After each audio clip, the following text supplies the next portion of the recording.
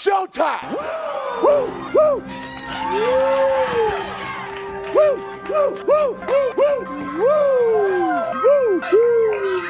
Silent and profiling. Woo,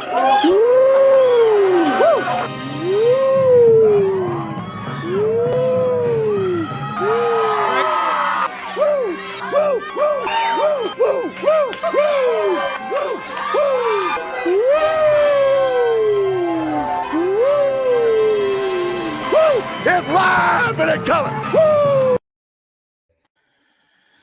Welcome to the Mafia Sports Report on the Buffalo Fambase Network. I'm your host, Tommy, to the highest degree, to the TOP from the 313. And by my side is my main man, my toucan, Sam, the one they call the Apex Man, Mr. Mikey. What's going on, brother? Happy Monday, brother. Happy Monday. Happy Monday. And we do got a special guest up in the crib, and that is the one, the only, Justice General. What's going on, Justice? What's going on, y'all boys? Really dope to be here with you guys. Thank you for inviting me back. I wasn't able to stay for the whole stream last time, but I got y'all tonight. Yes. I know you got through two. It was missed a good show. Mikey wasn't on his A game, but tonight, Justice, Mikey is bringing that A game tonight. I am. I got some sleep. It's amazing what happens when you get some sleep. The first show, man. It was a long day. I'd started like at 2 a.m, and I was just running on fumes. But yeah, fun times. Yep. Yeah, and tonight, guys. I can't see it. Justice is tonight we're doing 75 through 51 players, and we will start the show now.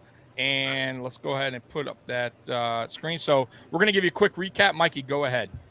Yeah. So looking at our last show, at number 100 was Paul McGuire. At 99, we had Ryan Fitzpatrick / Fitzmagic. 98, we had Ryan Lindell. 97, we had Aaron Williams. 96, we had Jay Reemzerma. 95, Doug Flutie, the Magic Man. 94, Mark Pike. 93, Josh Reid. 92 was Tyrod Taylor, Mr. Break the Streak himself. 91, Roscoe Parrish. Number 90, Andrea Levitri. 89 was Mario Clark, who we found out, Justice, Mario Clark was a stud in his day. Yeah. It was cut down by injury early, but man, the more I read up about that guy was a stud. 88, Howard Ballard. 87, Peerless Price. 86, Drew Bledsoe. 85, Al B. Miller. 84, Tony Green. 83, the Beast himself, Richie Incognito. 82, Chris Kelsey. 81 was Leonard Smith. 80 was Marcellus Wiley. 79 was Marcel Darius, who put up a ton of stats in a short period of time. Like, I was surprised when we went through and looked at his numbers. Yeah. 78, Jim Dunaway. 77, the future Hall of Famer himself, Jason Peters. And 76 was Charles Romes. Yeah, and I mean, I gotta say, on the list, and I'll go around the room real quick. The Jason Peters at 77, I think we did him a little injustice there, and I think he should have been higher on the list. How much higher, that I don't know, because there's a lot. Listen, when we did this list, there's a lot of great talent that came through Buffalo, and that's what made this list very tough. But I kind of feel like we did him a little injustice there. He probably could have moved up some spots. I'll start with Justice. What do you think about the Jason Peters being at 77? Do you feel like maybe he should have stayed there or gone up a little bit?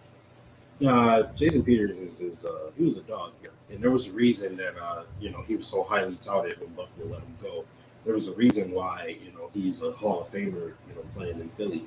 He was a really good left tackle, and I definitely think he should have been higher. I can see him top 50. Chris coming in saying Dunaway should have been higher. I got to be honest. It was really tough on some of the older players because obviously that wasn't my generation. And I was just going strictly on like what I read about them.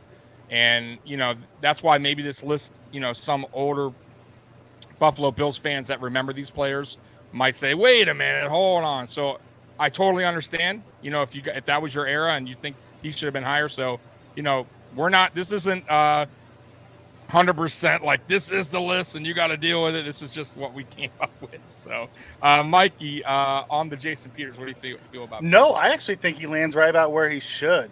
You have to remember, a lot of his success came, like he the last 2 years with Buffalo, he was really good. He made Pro Bowls.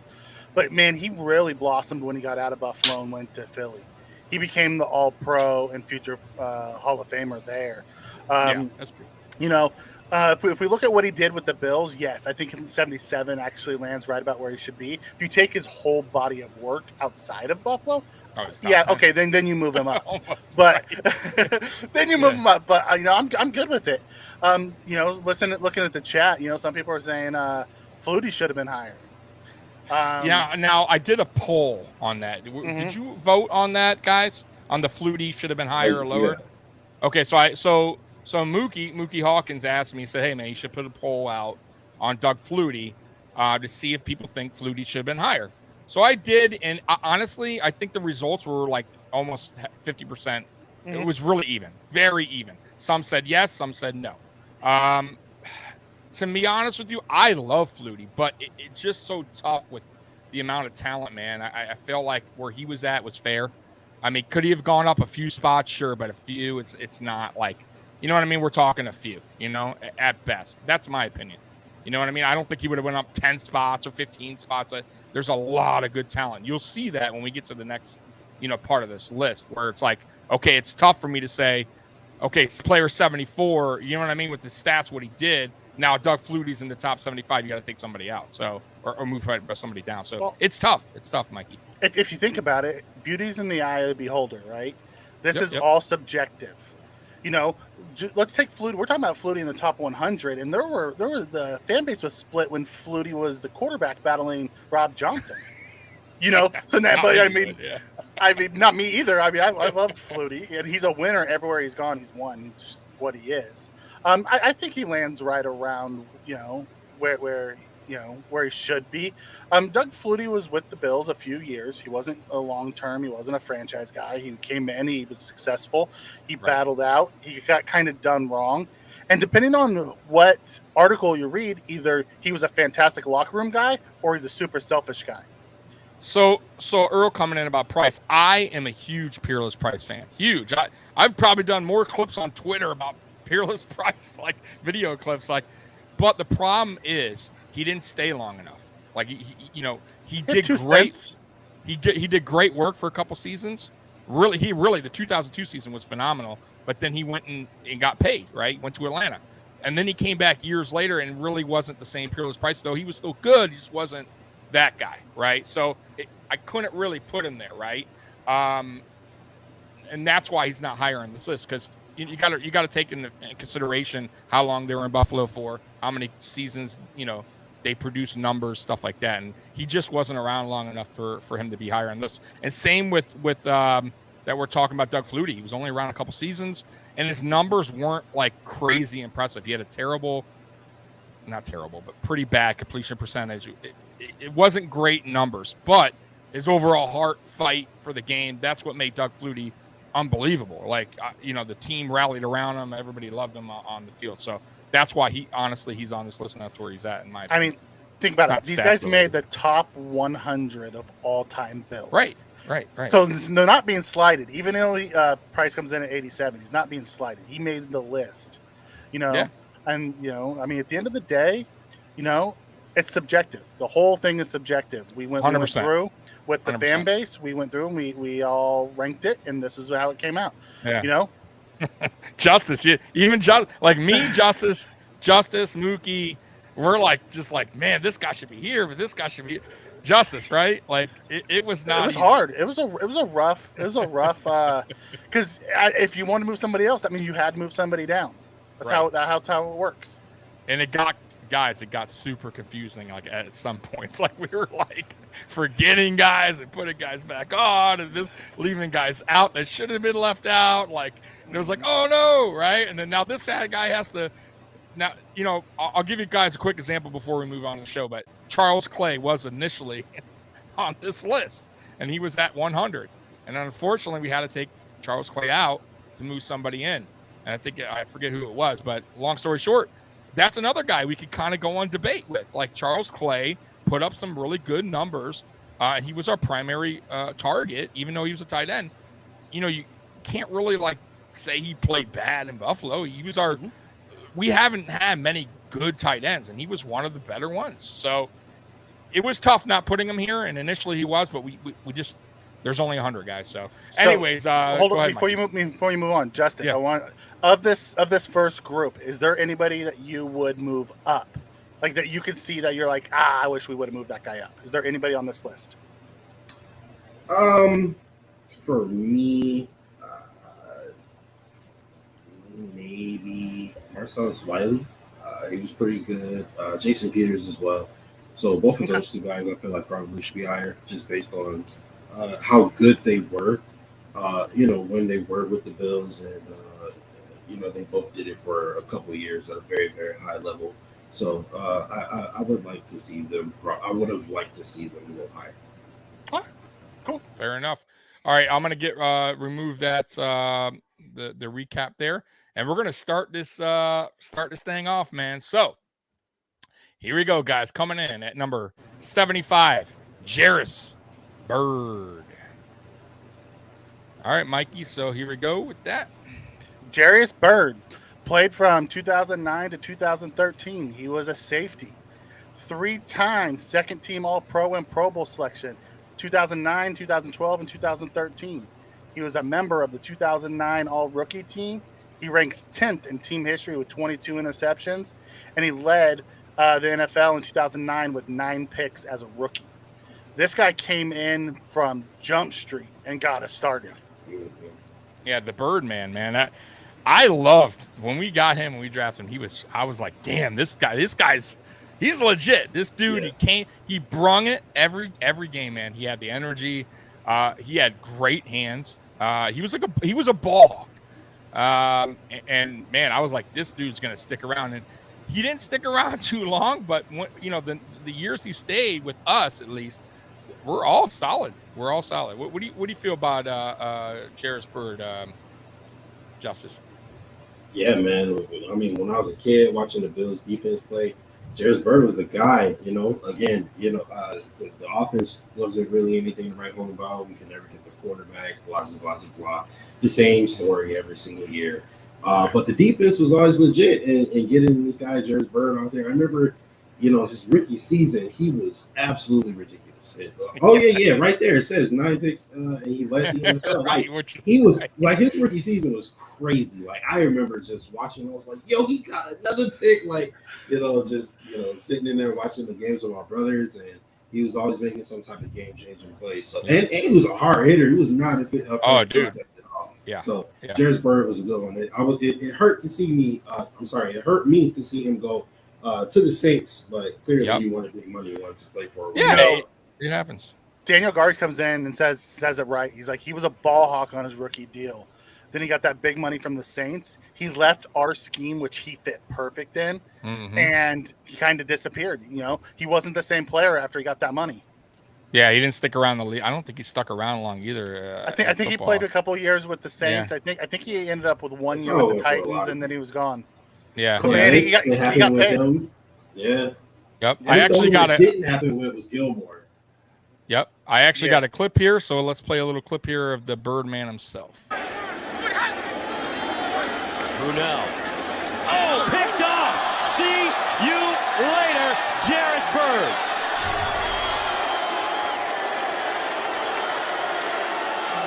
Just that quick.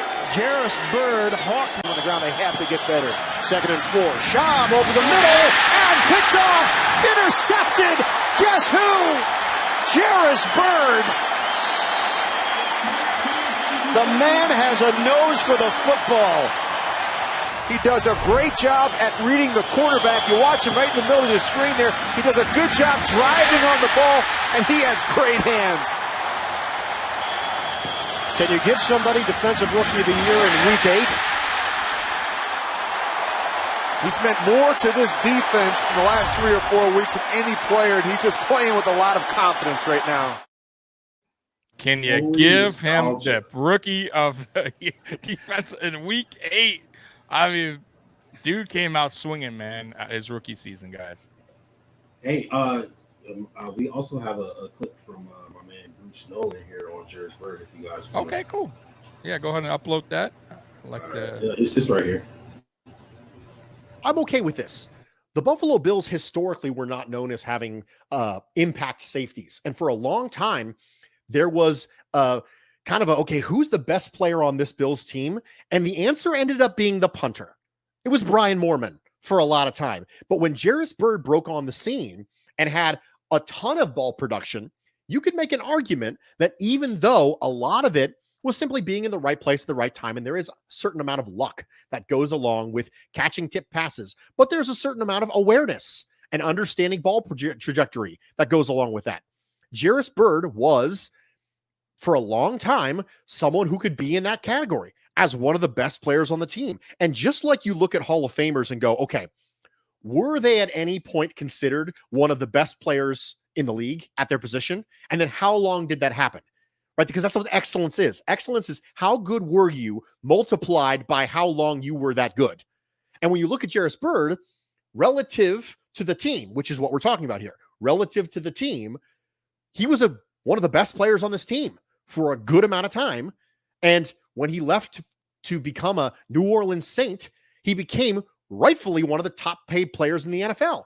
Now, injuries derailed his career after that, but we're talking about the time with the Bills. So I have no problem with him being where he is on this list. I understand him being lower because his tenure was less, as opposed to someone like a Micah Hyde or a Jordan Poyer or a Henry Jones or a place like this. I'm okay with all of this, and I'm okay with his ranking at 75.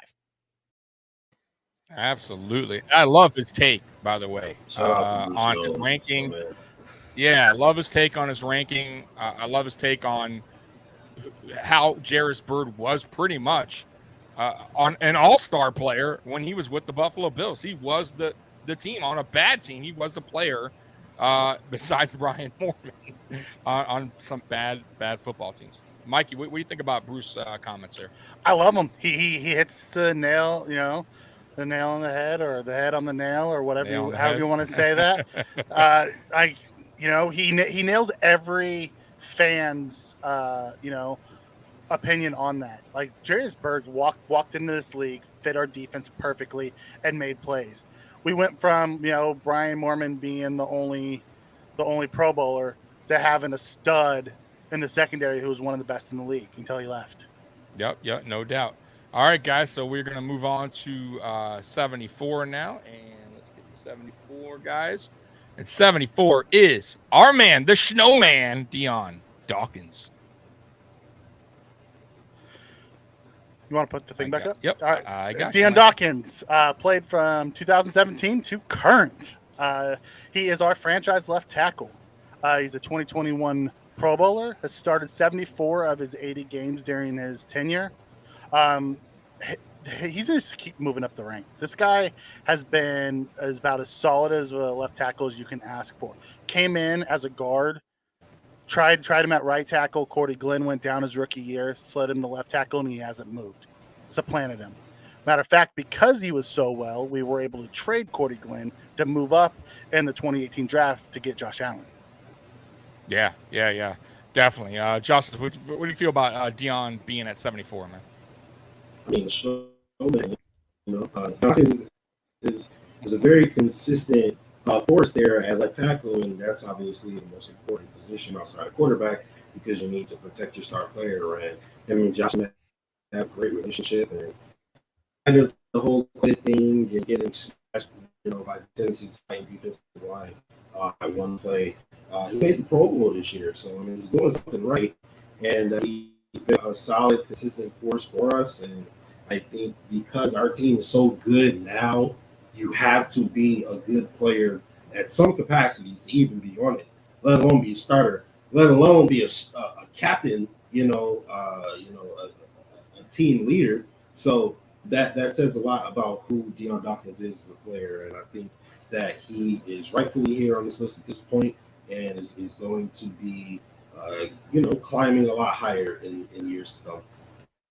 Yeah, most definitely. And one thing about Dion is let's be fair here.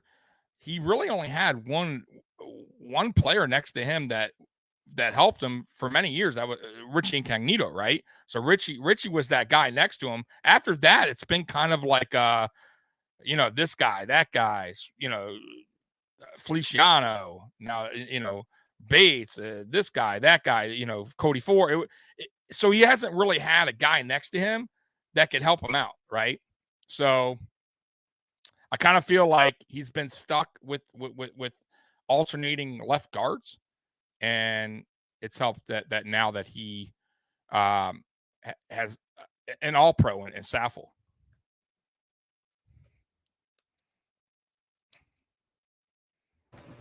Yeah, absolutely. Mike, you need it, bro. Sorry, guys, my thing went out real quick. I do got a clip real quick on Dion. It was very tough for me to find clips on Dion Dawkins, but I got a good one. It's hard to You already know University. That's reported eligible Ryan Bates. Allen is rolling. He throws back to the corner of the end zone, and it's a touchdown for Dion Dawkins. Dion Dawkins, the starting left tackle, also reported eligible with the extra lineman Bates. And the second-round pick out of Temple gets the touchdown reception. He loves getting touchdowns, man. I love that. Big man touchdown. It's always great. Offensive linemen always love getting touchdowns. Let's go to the chat here. Wild Buffalo Matthew, man. Glad to have you here. I don't know if I've ever seen you before, man. Thanks for joining the show, man. Scott coming in. Agree. Daniel. Okay, so Daniel was talking to him. All right. So we're going to move on to the next, and we're going to go to 73 now. Let's see. 73. All right, here we go. And guys, this guy is the man. Coming in at 73 from the U, Willis McGahee. Willis McGahee played from 2004 to 2006 with the Bills. He was the first running back taken in that draft. 2007 Pro Bowl selection, started 40 of his 46 games during his tenure. He averaged 1,289 yards and 8 TDs per season while with the Bills, and then went to Baltimore and continued that until he finally broke down. But man, the fact that he was able to do what he did after that devastating knee injury in the national championship game, the dude was a stud. Oh, yeah. Dude, Justice, what do you think about McGahee at 73, man? Listen, man, when I was a kid watching the Bills, again, same thing with the whole no quarterback and the offense not being a great thing, right? We had some good running backs, and Willis McGahee was a beast. Willis McGahee, was out there. He was running past defenders. He was running over defenders. He was always tough, always got a couple extra yards, in those all dark blue uniforms, with number 21 and the throwback uniforms as well. He was always, not always, but for the most part, at least for me watching, he was the most special part of the offense, and was the part of the offense I look forward to the most because, it wasn't J.P. Lawson, that's for sure. So hey, I was come on. Really excited. Like, I was really excited to see 21 run the ball, and I was so mad when he left. So yeah, I like Willis McGahee here. So everyone knows I'm a huge Hurricane fan. I watched that game, obviously, where he got the knee injury, which was the most devastating. That was probably one of the worst I've ever seen, to be honest with you. I thought his career was done. Most people did. And for Buffalo, I got to say this too, for Buffalo Bills to take a chance on him, that was, I think, a shocked a lot of people. And we had, if you guys remember, we already had Travis Henry, who just was coming off a good season. So we had running backs in place already. And Fred Jackson as well. So I think actually Fred was on the team at that year. So for them to take the chance on him where they did in the first round, and by the way, he didn't even play his first. I don't think he even played the first season. He was injured, so he had to wait for the end of the season. No, he came back at the end of the season. Yeah. So, but he pretty much missed that first season. So I do got a clip here, Willis McGahee. So I'm gonna go ahead and play that for you guys. Allen with two big shots, one on Winslow, and then this one. Oh my goodness! Oh, Lord. That is a serious knee injury for Willis McGahee. Yep. With the 23rd selection in the 2003 NFL Draft, the Buffalo Bills select Willis McGahee, running back, University of Miami. Hey there! Yeah! You can hear it from Orchard Park.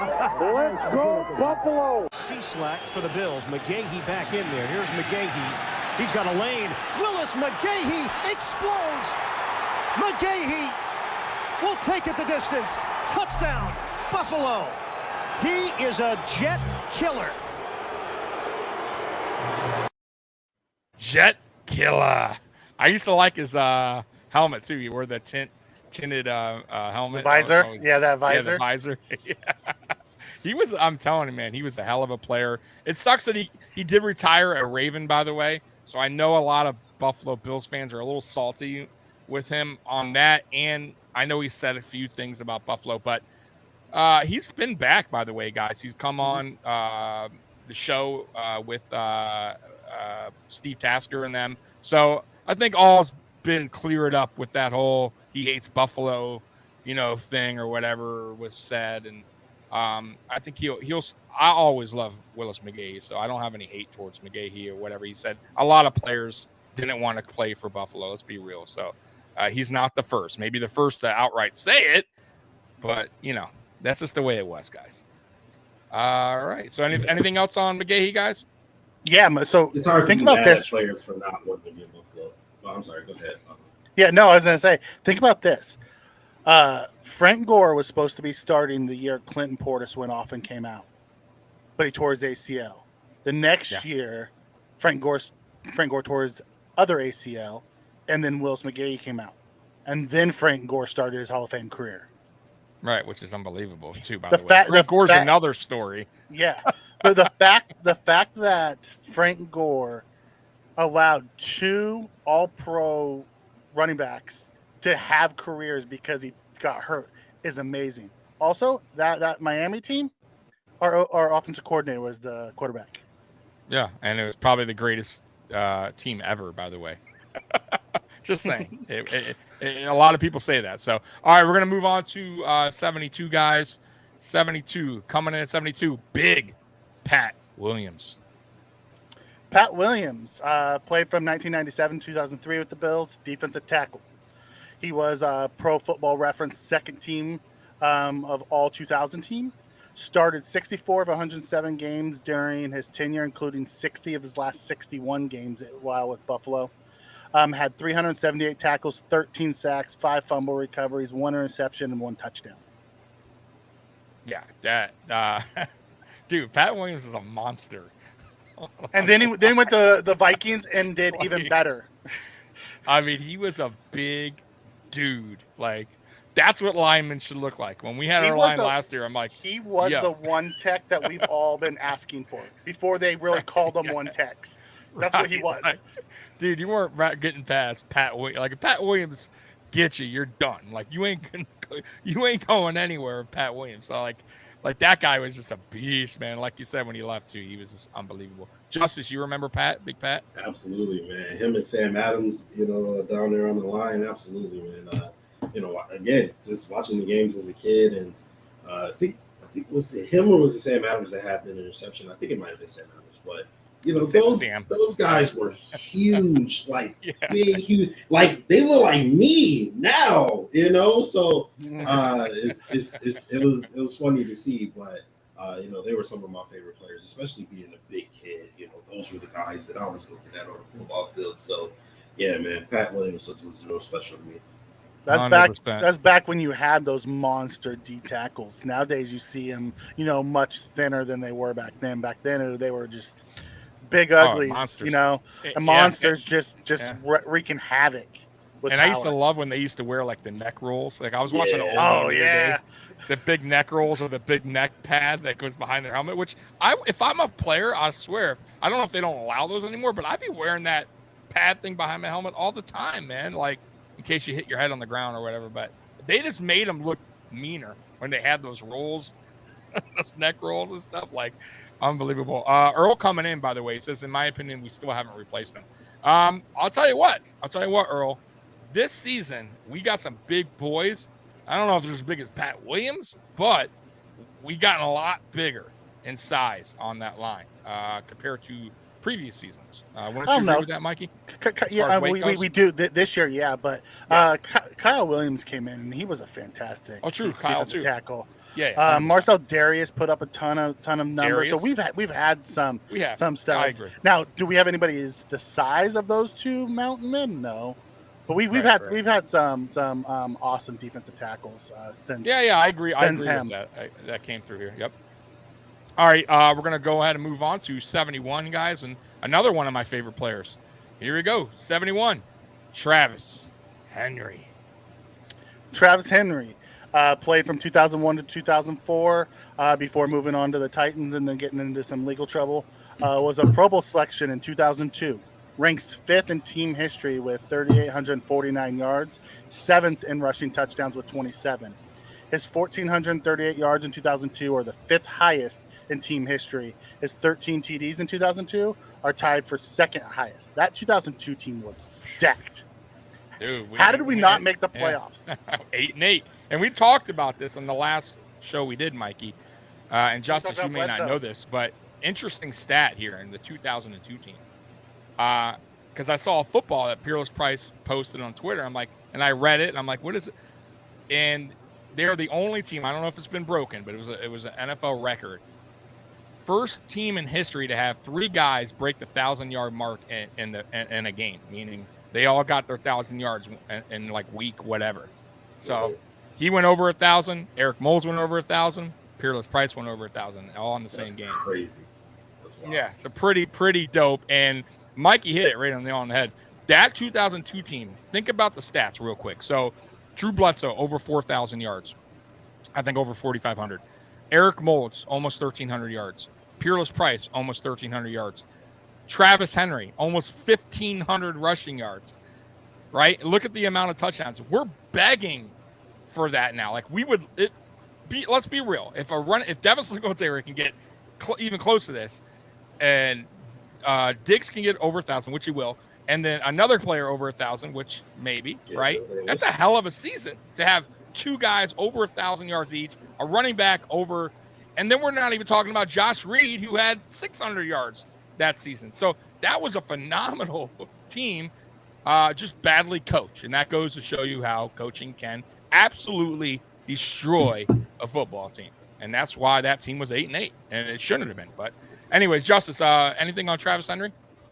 Yeah, I mean, I see. When I was a kid, it was hard to discern the difference between a good and a bad football player. But what I heard was that he fumbled a lot, but he was still obviously the bell cow for us, and he made a lot of things happen. So I do think he's worthy of this, especially when you look at his numbers. They're very comparable to some of the better running backs here, in Bill's history. So I think he's very deserving of this spot here. 100%. Earl, you're coming in with the defense. Yeah, the defense wasn't good, but it wasn't. I didn't think it was the worst. And by the way, you know who the head coach was? Greg Williams, the defensive mastermind. So whose fault is that? The defensive coach who couldn't get the defense to play better? But I do got a clip right here of Travis Henry. I'm going to go ahead and play for you guys real quick. Another attention getter was running back Travis Henry, number 20, who recorded his first 1,000-yard rushing season and then ran for 438 more yards. As a rusher, he ranked number 5 in the NFL in 2002 and number 5 in Bills history. The 15 to 18-yard routes in the Bills offense. There's Henry inside the 10, inside the 5, still on his feet, into the end zone, touchdown. 14 yards as Travis Henry scores his 2nd touchdown of the game, now has 100. Yeah, we always had good running backs back then. Do you remember that? Like those team, Travis Henry, Thurman Thomas, Fred Jackson, Willis McGahee, CJ Spiller. Even CJ Spiller put up decent yards. right? Beast mode. Like we always drafted running backs, and usually early. Yep. And they didn't stick around long. 3-4 seasons, 2. But we were drafting running backs like crazy. You remember that, Mikey? Like that was the thing back then. Like, running backs. I think we drafted McGahee, Spiller, and Lynch all within like a 4 or 5 year span. Yeah, they weren't far from each other. Now, Fred, I think Fred was a walk on or a late round pick, right? Yeah, he was an undrafted out of Cole College. Yeah, right. He went and played in NFL Europe for the Bills. And that's how he made his bones to get over in preseason, and just they couldn't take him off the field. Yeah, yep. All right, so we're gonna move on to number 70, guys. Move on here, and here we go to 70. Coming at 70, Leotis McKelvin. Leotis McKelvin played from 2008 to 2016. He was a cornerback, kick returner, and punt returner. He was a member of the 2008 All-Rookie team. Ranks 3rd in team history with 1,021 punt return yards and 2nd in kickoff return yards with 2,471 with 4 return touchdowns. Holds the record with 1,468 kickoff returns in 2008. He also had 13 interceptions during his 98 games with the Bills. However, I will never forgive him for that fumble against the Patriots. As much as I loved the guy, that's the, like you say, Leotis McKelvin, I think of the fumble against the Patriots. Yeah, I get it, but there's every player, even the great ones, have all had. I know.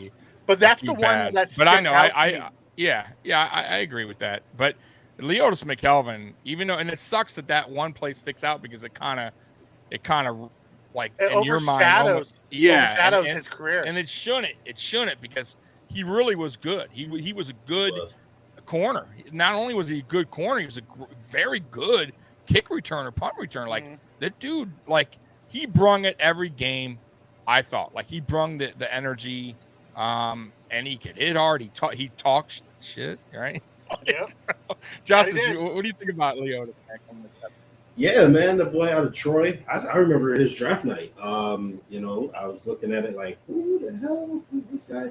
But he came on and he ended up being one of the better, rookie cornerbacks, and then he ended up being one of the better young cornerbacks. And I don't remember what happened or when he left, but I do remember him making a lot of plays for us. He was a very good return man. He did have that unfortunate incident versus New England. I still remember very vividly, but overall, I would say that he has a positive impact in my memory. But I totally understand why he wouldn't for people. So, but I do like Leotis McKelvin. He was a big fan of him. My little brother was too. He was a Southern boy too, so he had that Southern slang. So if you guys ever heard him talk, like you gotta really like pay attention because it was that deep Southern slang. So I got a clip here of Leotis. I'm gonna play real quick for you guys. Ready to go? Shit, it's time to go out there to play against the Dolphins. We gotta go out there and go shit. Really true, we're gonna beat their ass. Point blank play, period.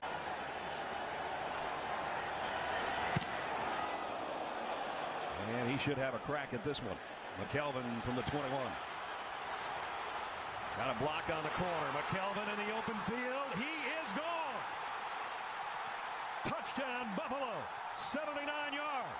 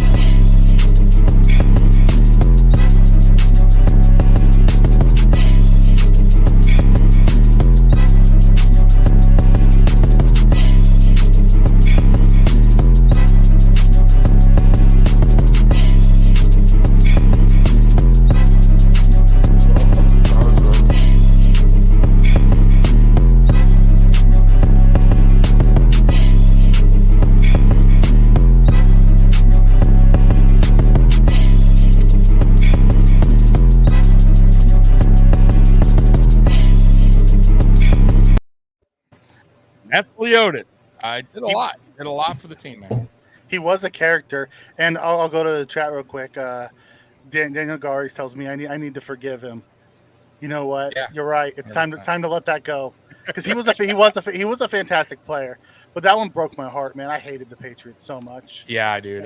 I agree. It did hurt, but you gotta. You're right. You're right. It's time to let it did. go. Just like with Levi Wallace, it's time to let it go.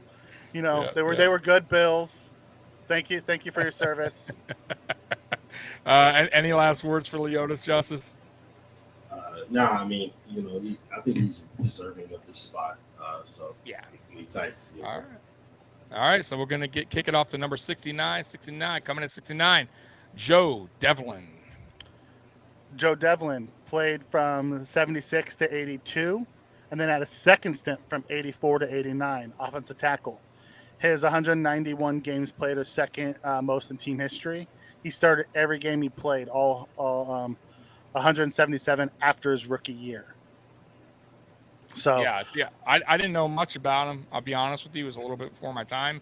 But I obviously I did my little homework. I also heard of him. He was just basically a warrior out there. From everything I heard, he didn't get hurt much. Like the dude just played and grinded. He got hurt. He just played through it. Right, play through it. Correct. You're right, Mikey. So he played hurt. He just didn't. You wouldn't know because he just kept going. So just a tough guy. Once again, I keep saying those guys back in those days, the early days of football. I'm talking about like 60s, 70s, 80s, early in that. Like those dudes, man. Like the rules were limited, and they were biting fingers and like they were doing a lot of grimy stuff. Helmet slaps, that's talking about ringing someone's bell. Getting smacked upside the head. Concussions. What was a concussion? Right? The coach would be like, "Get in there, go back out there, sissy." Right? It was just a different time. Right? There was no protocol. Take him to the side. Wrap that ankle up. That thing. Your hand's broken. Who cares? Go back out there. So also, just it was really hard to come up with stats for offensive linemen. They don't come up with those flashy things. So you got to dig deep to see, what kind of longevity did they have? What kind of impact did they have? Especially when you dig into someone who played before my time. Like I didn't watch him. So I was able to go through, read some about him, find some things that put him here. Because when you start stacking these guys in the order, you get to a guy like Joe Devlin, who we don't know a whole lot about, and you're like, well, why was he above this guy? That guy, you have stats for that guy. This guy was a beast. He started 177 straight games back when there was no protection. It was beat your man by any means necessary. Especially at that position. Like that position. That's why I said Bruce Smith's record is, I just don't think it's breakable but I give him more credit. And like I said, I know Tom Brady's old or whatever, but he was 41 when he retired. And like, he was at a much grueling position than quarterback, especially now when quarterbacks can't be touched. Those offensive linemen, defensive linemen are constantly battling.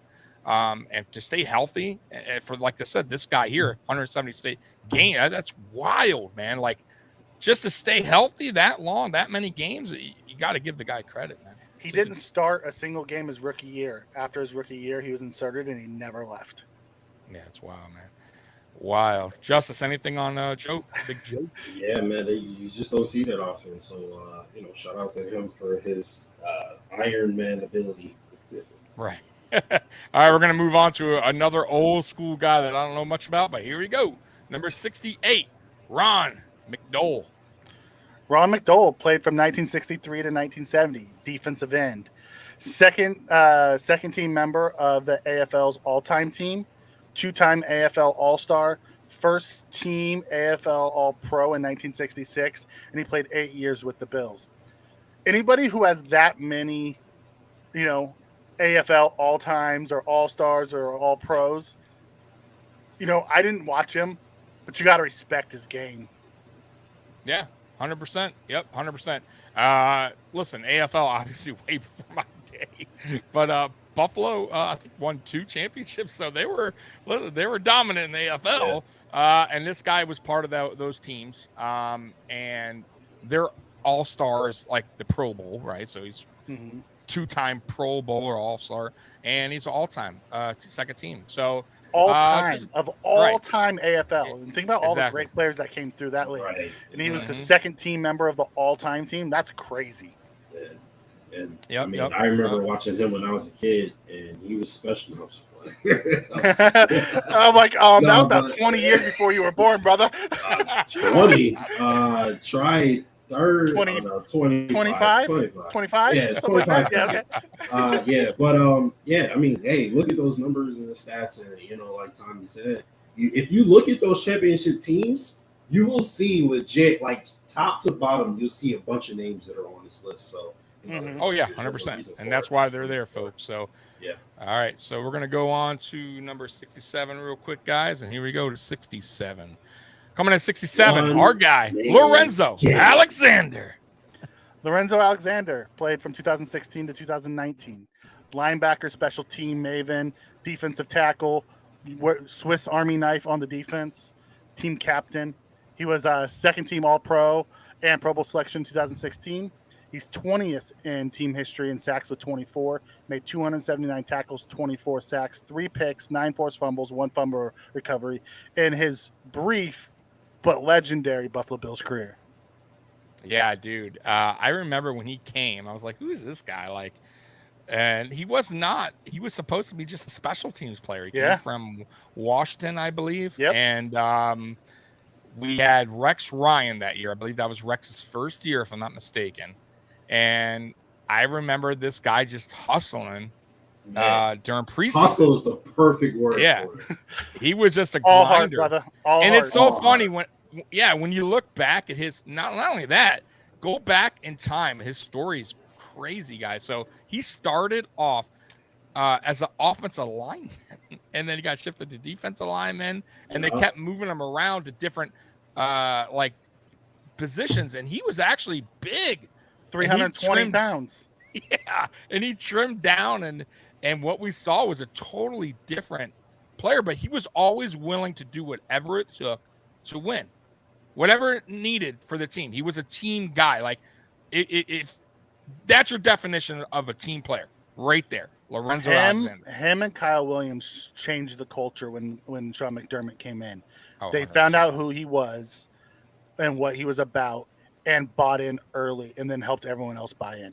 He is one of those guys that will forever be a legend in Buffalo for what he did for us. We got him at the end of his career, but man, that guy was special. He was. Justice, anything on Zoe?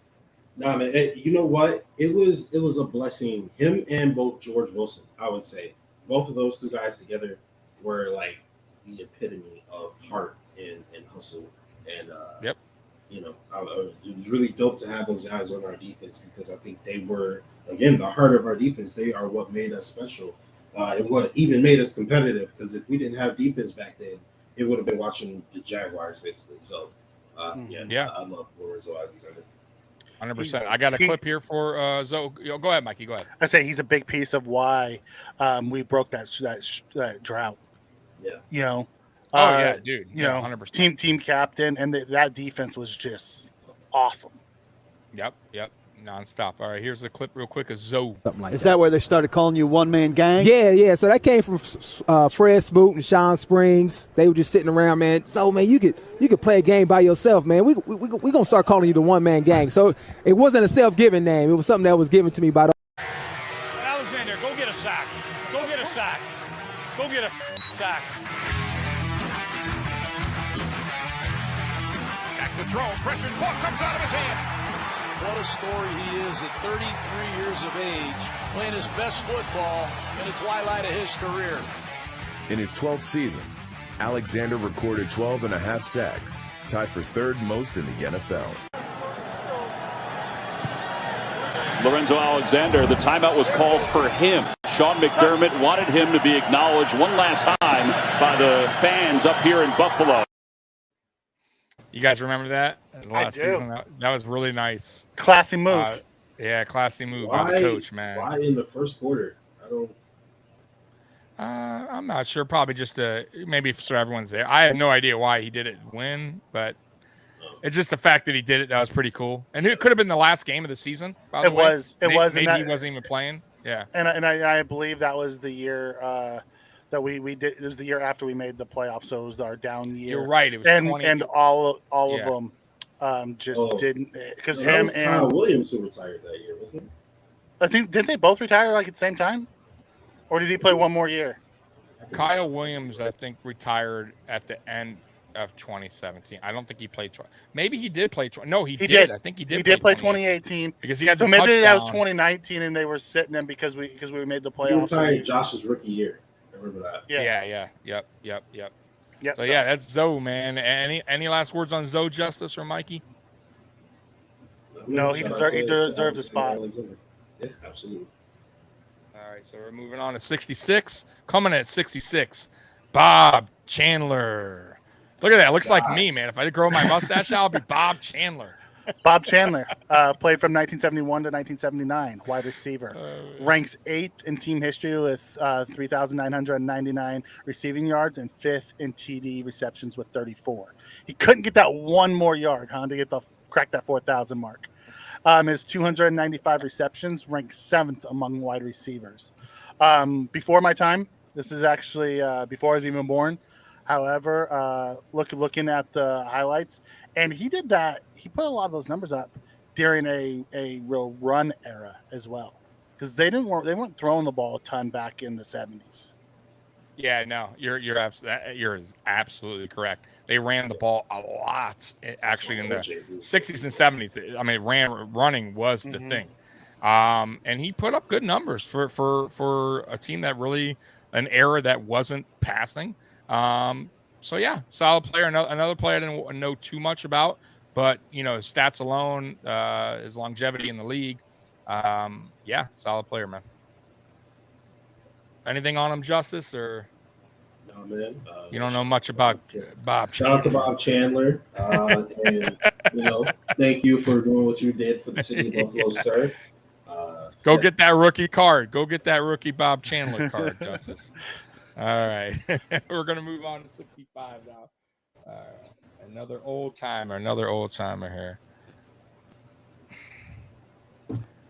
Harry Jacobs. Harry Jacobs played from 1963 to 1969. Linebacker, 2-time AFL All-Star, anchored the middle of the Bills' defense during the AFL championship years.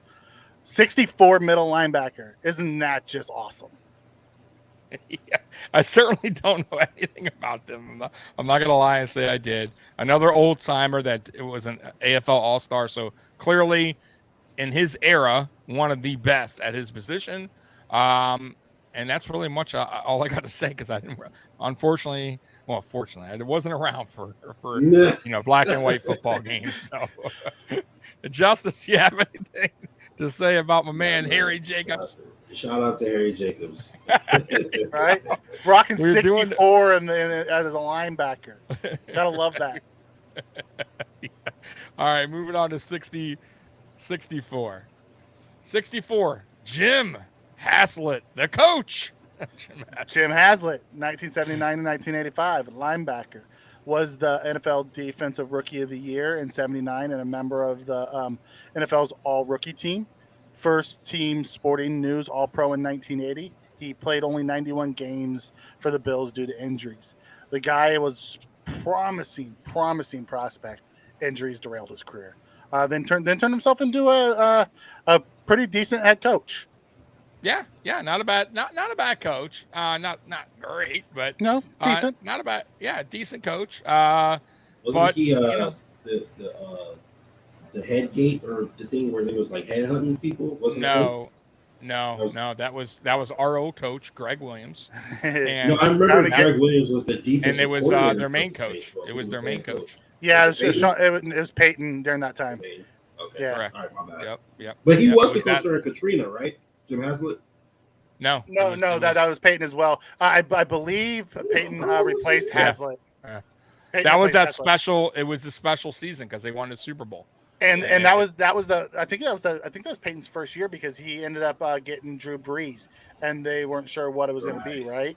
Right. Wasn't like that first couple of years? Shoulder injury or something. Yeah. Miami passed on him because they thought he was stupid.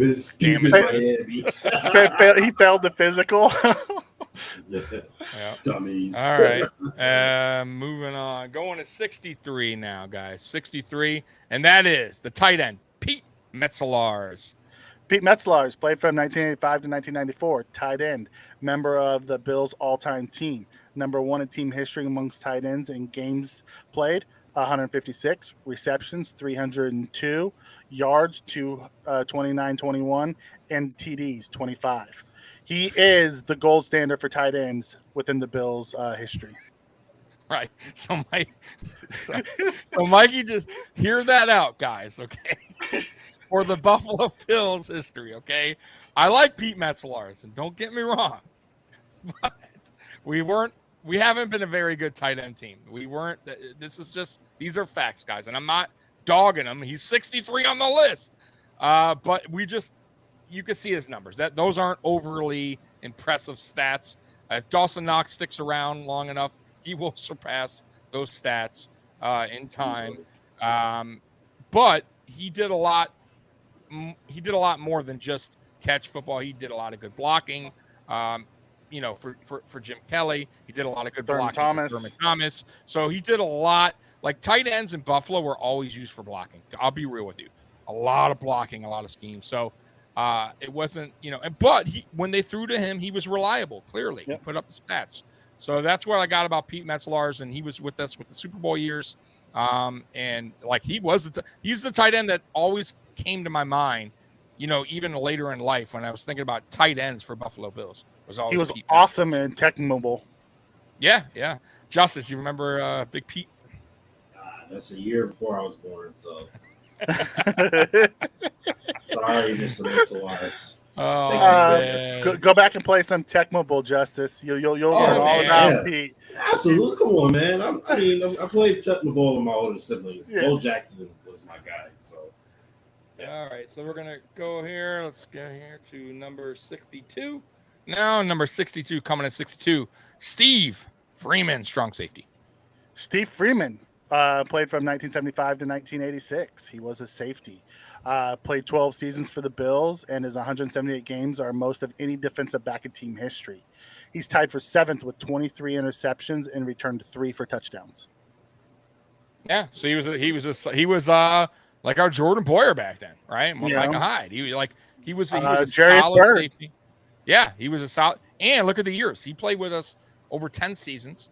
Played 12 seasons, actually. So, I mean, the dude stuck around. He was a Buffalo Bills, legend, kind of. He's on this list at 62 for a reason because of longevity and for the stats he put up. 7th isn't a lot, but I mean, it's not always about interceptions. Trey White doesn't get a lot of interceptions, and Trey White is unbelievable because of everything else he does. So that's kind of what this guy is. He was a do-it-all kind of safety. Yeah.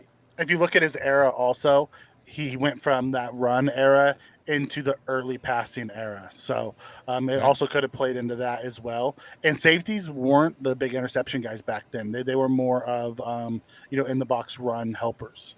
Yep. Justice, I know Justice is going to say this guy's the man. Before his time. Thank you for your contribution. Thank you for your service. Shout out to my man Steve. Shout out to Steve. He was that boy. Shout out to Steve. All right, we're gonna move on to 61 here, guys. Sorry, some of these guys are old school. Just like Justice. Some of these guys I don't even know. So it is what it is. We can only tell you what they did in the stats. So coming at 61 is Ben Williams. Ben Williams played from 1976 to 1985. He was a defensive end. 3-time second-team All-Pro, 80, 81, and 83. Pro Bowl selections in 1982. How do you not make the Pro Bowl when you're a second-team All-Pro? Like, the year they made the Pro Bowl, he didn't get All-Pro. Crazy. Ranked 7th in franchise history. Oh, yeah, touche. Ranked 7th in franchise history with 52 sacks. So, a guy who had 52 sacks in his 9-10 year career with us and played during more of the run era, but man, gotta respect the game and the numbers he put up.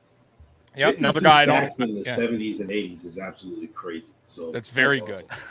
Yeah, right? that dude was coming for you. Like I said, I don't know much about him out of my era, but stats alone, I mean, there's a reason why he was third time All Pro, 80, 81, 83, Pro Bowl selection 82. That dude was the edge that you would want on your team, and that's why he's the number 61 on our list. I love that he was number 77 too. I love those old numbers, man. Just random numbers. The old random numbers. We're gonna go for another old school player, the ones Justice likes. Here we go, coming in at number 60, Robert James. Robert James played from 1969 to 1974. He was a cornerback. First team All-Pro in 72, 73, and 74. Three-time Pro Bowl selection, 72, 73, and 74. Career was cut short after 7 years due to a serious knee injury. Because you have to remember, back in those days, you tore your ACL, you were done. There was no repairing it. Oh yeah. You're screwed. I gotta tell you, it's too bad. Once again, out of my era, but looking at that, first team All-Pro, 72, 73, and 74. I mean, 3 straight seasons, right? 3-time Pro Bowl, 72, 73, 74. If he didn't have that knee injury, who knows what he would do? Like that dude that's telling me right there. And like I said, I don't know much about him. That's dominance from 72, 73, 74. That dude was the best. And then unfortunately probably had still ascending in his career too. Right. Who knows what happened? The knee injury could have been horrific. He was entering his prime after being a 3-time first team All-Pro. Yeah. That's crazy. That dude was a stud, and that's why he's at 60. Yeah. Shout out to Rob James. That's impressive. Yeah, 100%. 100%. Because that's impressive. That really is, and that sucks that his career got cut short because of that. I wish he would have played in today's era, where there was better medicine. And he could dude, 100%. Who knows what would happen? I mean, look at McGahee's injury. Yeah. Came back, he was dominant. If Bo Jackson played in today's era, he would be playing. That was absolutely. That's that was a freak injury though. Yeah. All right, coming in at he number literally 50. only injured himself because his legs were so powerful. That is how good Bo Jackson is. He ripped his socket. He ripped his leg out of his socket. Crazy. Yeah. That's crazy. And it was just unfortunate. Yeah, it was unfortunate events because I think when they went to put it in, it was like something else happened while they were doing the surgery, and that's when it was just all downfall from there. I mean, they didn't have the technology they had, so if he could have just played, 10 years later, he would have been probably would have been the greatest of all time. The dude was special. All right, coming in at number 59. Number 59, Bryce Pop. Bryce Pop played from 1995 to 1997 with the Bills. First team All-Pro and NFL's Defensive Player of the Year in 95. 3-time Pro Bowl selection, 95, 96, and 97. 14th in team history in sacks with 33. The dude played 3 years and was a stud all 3 years for the Bills. Dude, Bryce He was Pop, an impact player. Yeah, dude. I remember when we got him, I was like, who is it? Because we didn't draft him. He came over as a free agent. And I was like, who? Okay, Bryce Pop. And my God, dude, that guy came out swinging. Like he was nasty. Sacks in 3 years. Yeah, 3 sacks in 3 years. He was nasty when he was with us. He was just, I don't know what else to tell you. Like Bryce Pop was the man. And by the way, he was with Bruce Smith was there, so he was along. Imagine Bruce Smith and this guy coming after you. I believe Bill Hansen was there too. I don't remember. He ended up going to another team. He did. But his dominant I think it was a money thing. He came here, was the NFL Defensive Player of the Year, tore it up, and then wanted to get paid, and went and got paid somewhere else. Yeah. Oh, by the way, Daniel Gary's hip sockets. Daniel Gary's with the comment of the day. A little bit of a dark humor. Okay, all right, I got you. Yeah, I know. Bo didn't know hip sockets. I do got a clip here, guys, of Bryce Pop. I'm gonna play for you. Oh, let's do it. Yeah, a little Bryce Pop clip. Harbaugh out of the shotgun. Moving to his left, and that is Bryce Pop, who is right in pursuit of Harbaugh. They lose yardage, and that'll bring up 4th down.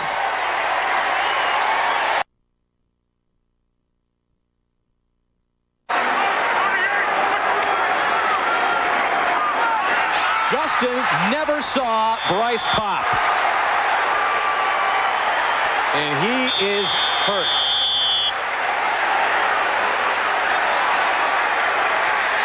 Or maybe stunned. As they say, welcome to the NFL. Second sack of the afternoon for Pop. Wow. And down goes Justin again. You know, we could see three quarterbacks for one team in the same game. And the one thing that they're trying, third string coming into this game. They need 4, third down. Erickson hanging in there and maybe just a little too long, and Bryce Pop has another sack.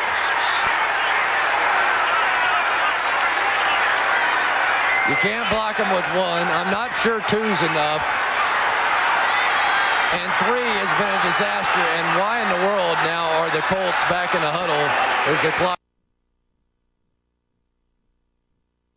5 throws, 2nd and 10. Down he goes. And who else? Bryce Pop. Who else? Wow. Isn't that crazy? Yo, that Colts game, 3 quarterbacks. He was killing them all. Harbaugh, you're out. Is that Jim Harbaugh? Yeah, it reminds me of finish him. Oh my God, dude, that one guy the backup, Justin. Yeah, dude, that was crazy. He licked him. Oh my God, that was bad. He got up and had to go back down. Like, oh, that looked painful, man. Yeah, that was nasty, man. So nasty. Anything else, guys, on Bryce Pop? Well deserving at 59. He earned short career at Buffalo, but talk about an impact player. Yep. Yeah, all right, so we're moving on, guys. He might be a lot higher on this list. So. Oh, dude, if he would have stuck around, I just think he's one of those players that he had only, some players kind of have longevity and just stay productive. I just think he was one of those guys that his production came quick, fast, and that was it. It ran out, his steam ran out, unfortunately for him. Yeah, Daniel Gary's comes in and says during his third year, he hurt his groin, and he was just never the same after that. Now that happens. Yeah, it does. All right, going on to number 58, Nate Clements. Nate Clements played from 2001 to 2006, cornerback. Pro Bowl selection in 2004. He's ranked tied for 7th with 23 interceptions and is tied for 1st with 5 return touchdowns. Made 446 tackles, 12 forced fumbles, and 8 recoveries at corner. 12 forced fumbles at corner. The dude loved to hit. Oh, loved Nate Clements. Yeah, loved dude, I love that's one of my favorite players. He's up there. My favorite is Eric Moles, but he is up there. Nate Clements brung it, man. He brung it every game. That dude was going to lay the smack down, which you guys all know which famous hit he did. And he was a ball hawk too, man. I love Nate Clements, what he did for this team, for this defense. And yeah, man. Justice, anything on Nate? I remember the Brady hit. I also remember him leaving and going to San Francisco, so I hated him after that. But yes, he was a really good quarterback, so well deserving of his ranking. Yeah. But played excellent when he went to the 49ers too. When he went out to San Francisco, I was able to go see him a little bit once he came out here because I live out in California. I was able to watch him live, and he was excellent with the Niners too. The dude was he was a special player. He really was. Yep. I got a clip here of Nasty Nate. 4. Bills show blitz, and here they come. Fiedler unloads. This one's intercepted. Nate Clements. Touchdown. 11 years in the league, can still run people down. Brady in trouble. Here comes the rush, and here's the hit. Man alive. Brady's up. That's good to see, but what looked like a knockout hit by Nate Clements, who played against Brady when they were both in the Big Ten. Clements at Ohio State, Brady at Michigan. That hit to see Brady get up. That was a knockout hit. That hit gave me chills. That was scary. Right there. I'll tell you what, Brady got right up. You can put that on a loop, brother. Put that on a loop. I can watch that all day. They actually, when if you guys remember the golf tournament, they asked Brady about he's like the one thing he remembers, like the biggest hit he ever had was the Nate Clements hit. He's like, yeah, you guys will all get on me with that, and he never ran like that, bro. Brady learned his lesson, he didn't Nate even woke see it him up. coming. He didn't see it coming. He was looking inside for one of the big guys, and that little guy just smashed him. Oh, dude, if that happened today, penalty flags all over. Yeah. Even though it's a clean hit, it would have been ejected because he launched himself and went high. Yeah, you don't do that to Tom. Oh God, Justice. Anything else on Nate? Nope. Shout out to my man Nate Clement. Well, not my man, but shout out to Nate Clement. All right, we're going to move on to number 57 here. Number 57, Frank Lewis. Another Lewis. Justice player. Yeah, Frank Lewis played from 1978 to 1983. He was a wide receiver. Pro Bowl selection in '81. Ranks 5th in team history with 4,638 receiving yards. Ranks 10th in team history with 24 TDs. Another solid wide receiver back in those run, slowly transitioning to the pass eras. Got to respect his game. Yeah. Just earned a Pro Bowl in '81. He ranks 5th in team history. Think about it. We've had a lot of good receivers, right? Yeah. So ranks 5th in team history with 4,000, a little over 4,000 yards. I mean, what does that tell you? 5 years. Dude was pretty, almost 1,000 yards this season. Right. Yeah. Dude was pretty good, especially in, like Mikey said, a run just transitioning a little bit to passing. No Jim Kelly there, 78 to 83. So I don't know who the quarterback was, but either way, he put up some decent stats, pretty good stats actually. And that's why he's at where he's at 57. And I'm going to give it to Justice where he's going to say, shout out to my man Frank Lewis. Shout out to him, man. All right, we're going to get to 56 right now, guys. Coming at number 56, Antoine Winfield. Antoine Winfield played from 1999 to 2003 with the Bills. Pound for pound, one of the toughest players in the NFL. Made 357 tackles, 6 picks, 2 fumble recoveries in 5 seasons. Signed with the Vikings in the free agency and went on to play 9 years and making 3 more Pro Bowls. Yeah, Antoine Winfield. If y'all don't know, his son, by the way, plays football for the I believe Tampa Bay, and is very good. So obviously genes matter. And this dude would hit you. He would hit you. You would feel it. Just didn't matter the size. Too. Yeah, didn't matter how big you were, tight end, don't matter. That dude was going to lay the wood, and he did it. And I loved his game, man. And he left. He was still good. I think he went to Minnesota, if I'm not mistaken. Vikings. Yeah, he was a solid player throughout his history, man. Antoine Winfield, everybody knows him. They know his son now. And, love Antoine Winfield, what he did here. That's why he's at 56. He was really good with the Bills. He averaged almost 100 tackles a year with us. And then he signed with the Vikings and got better. Went into his prime and made 3 Pro Bowls. The dude, he was an ascending player when he left the Bills. But, that happens. So. Yep. I actually got a clip here of Winfield, and I'll go ahead and play it.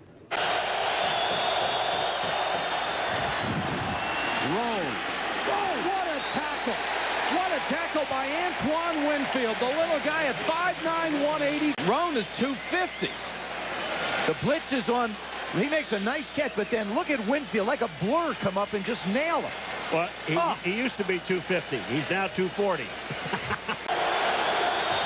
Blitz coming. McNair unloads, juggled, and dropped.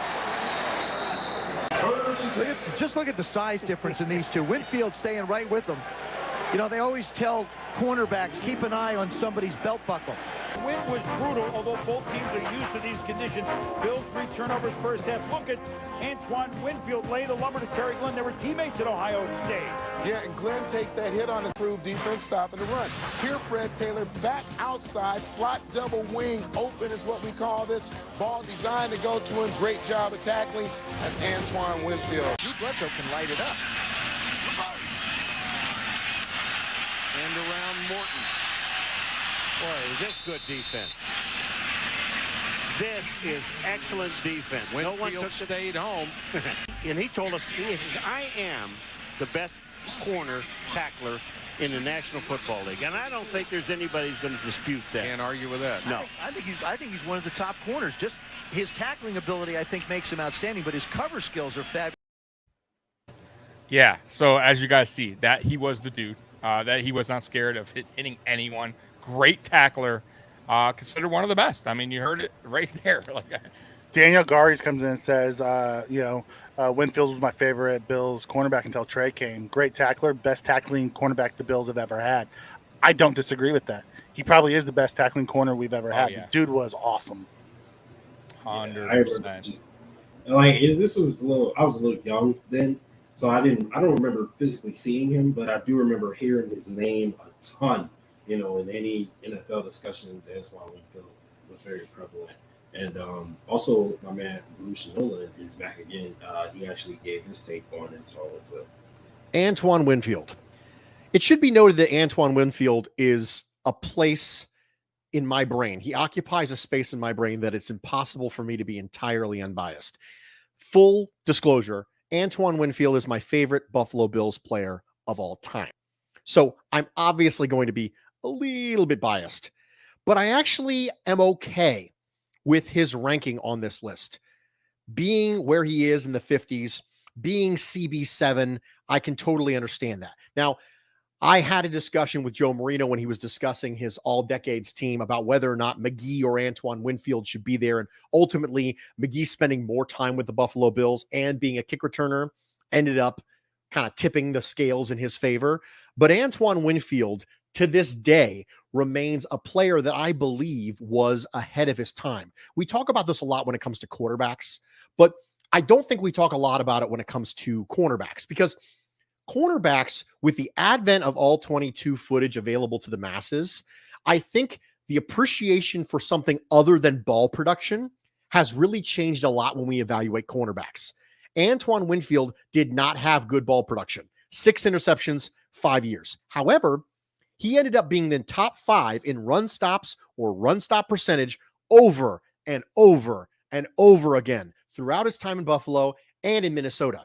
In today's offenses, where you're constantly challenged by this Shanahan-McVay sort of wide zone sort of offensive system, it challenges your cornerbacks to be able to tackle. One of the things that separates Cooper Kupp and the Rams from everyone else is you can have a receiver who can catch 140 balls a year, but also be a really, really, really good blocker that really pushes the envelope where you can be in 11 personnel and run plays like you're in 12. That puts strain on corners.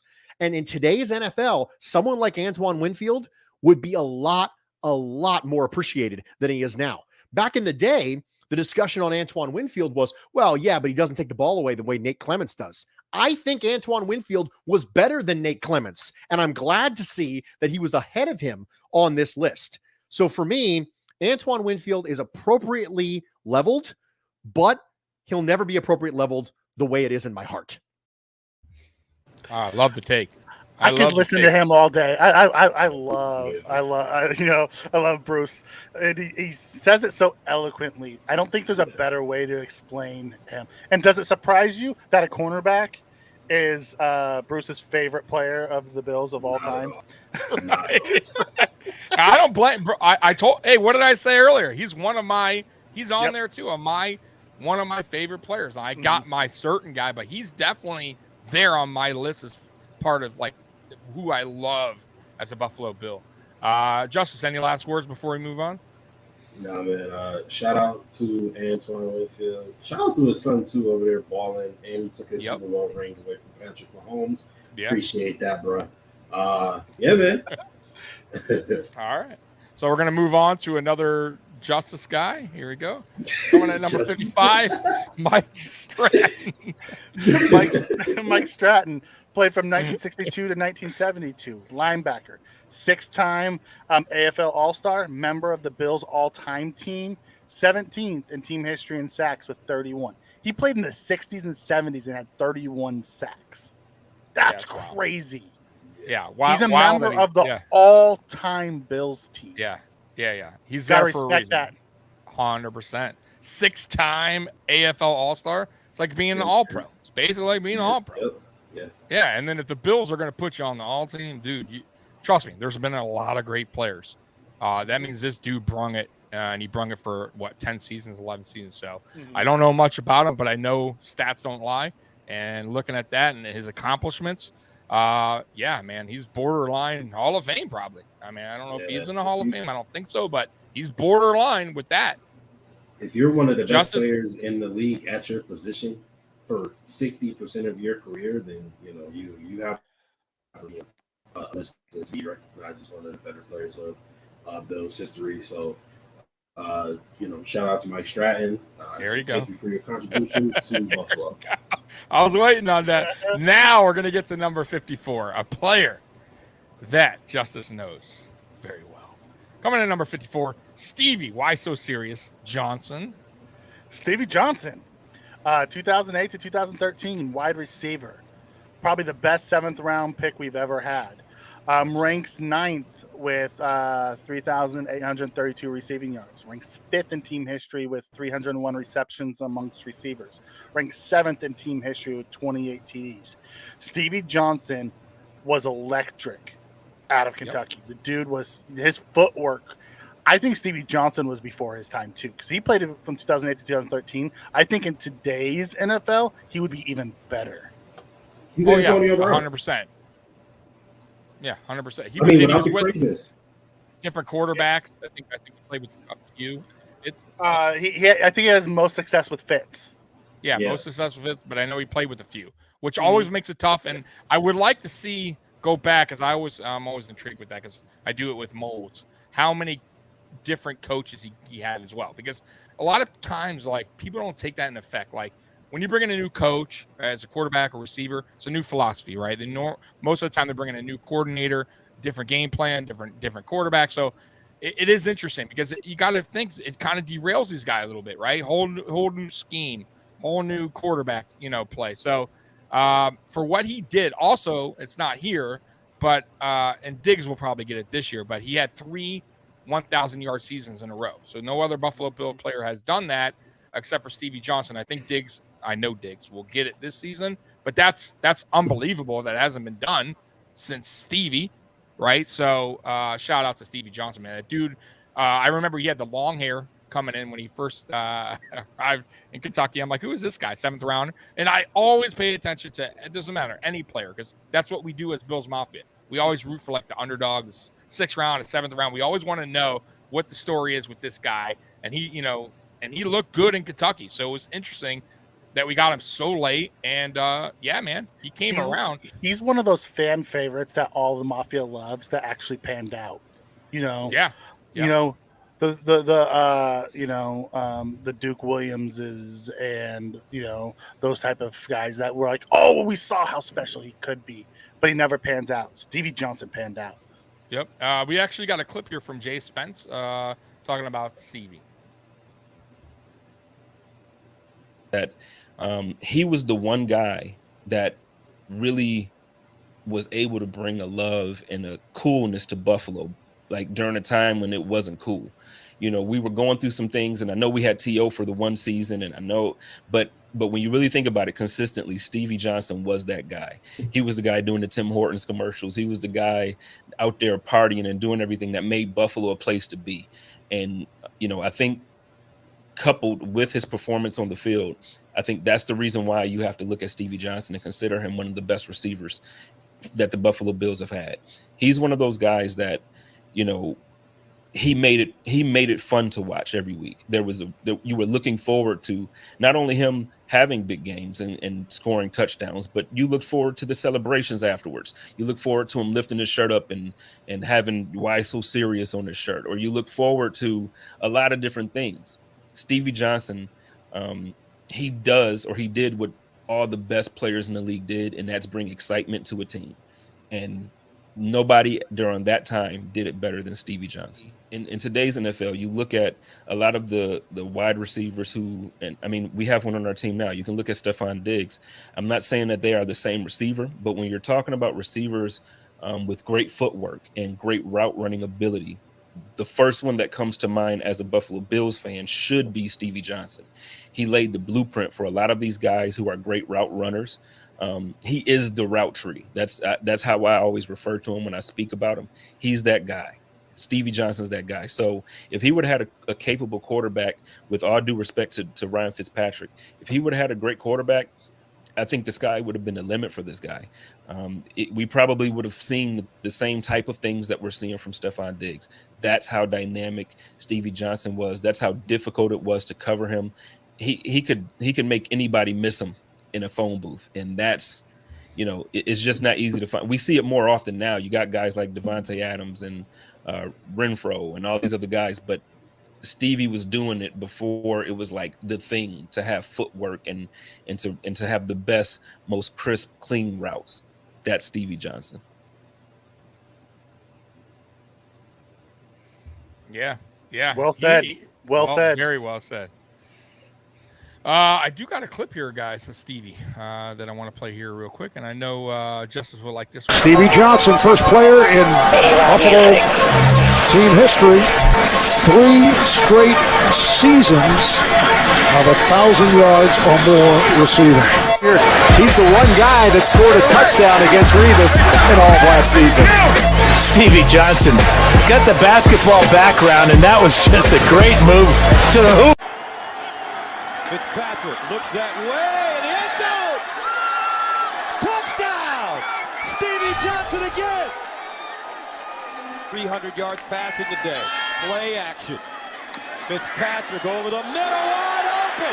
Stevie Johnson, touchdown! Stevie Johnson's making him pay.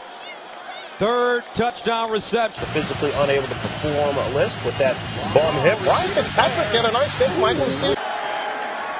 Fitzpatrick fires. Oh, caught! Steve Johnson! Touchdown, Buffalo! What a play and what a move! 28 yards!